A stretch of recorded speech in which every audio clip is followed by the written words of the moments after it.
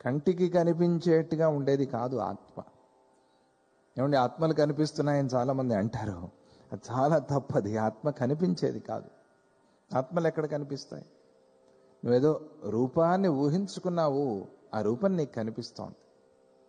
నువ్వు ఈ జన్మలో ఎప్పుడూ చూడని రూపాలు కనిపిస్తూ ఉండొచ్చు, విచిత్రమైన ఆకారాల్లో కూడా కనిపిస్తూ ఉండొచ్చు. వాటన్నిటిని చూసి నేనేదో ఆత్మను చూశాను, ఆత్మ కనిపిస్తోంది, ఆత్మ మాట్లాడింది. ఆత్మ మాట్లాడదు, ఆత్మ కనిపించదు. ఆత్మకి అవయవం లేదు, సర్వవ్యాపి. అది తేజస్సు, ప్రకాశం. అది వెలుగుకి కాళ్ళు చేతులు ఎక్కడి నుంచి వస్తాయి?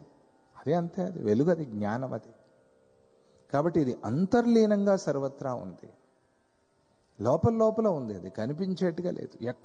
ఎక్కడ లోపల? నువ్వు ఎక్కడికి వెళ్తావు అక్కడ లోపల. అది ఆత్మ అంటే అర్థం. అది